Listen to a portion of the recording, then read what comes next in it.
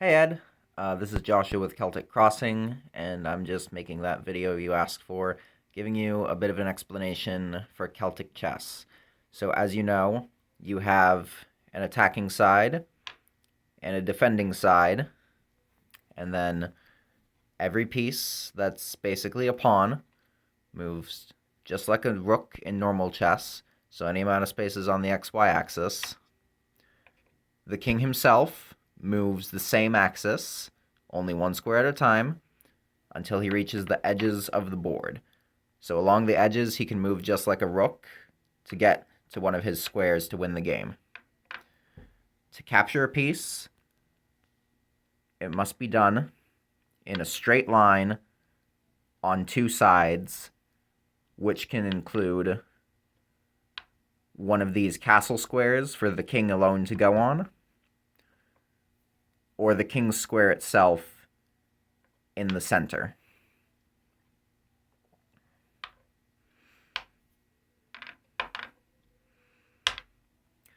So I'm going to do a quick little opening play of the game just to explain it in action, as it were.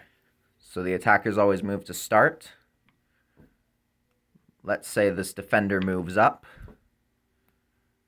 Let's say this attacker moves to block him. This defender moves up. Keep in mind that these attackers are not captured because this wall does not count as a capture space for any pawn pieces. You can only capture a king against these edges. Now it's the attacker's turn again. The attacker moves in between the defenders, and even though he's moving into a space where he's cornered on two sides, because it is done on his turn, it doesn't count, and the defender is captured. This defender moves to retake the attacker, and this usually continues back and forth until someone breaks the stalemate by taking a significant number of pieces.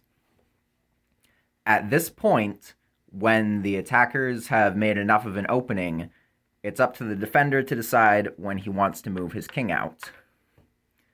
And then at this point, the attackers need to either close in on the king or make sure that he cannot get to any square that is unguarded.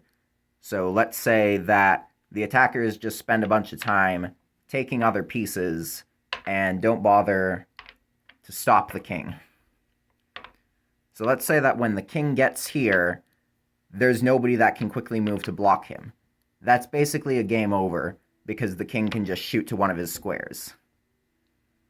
That's the long and short of it.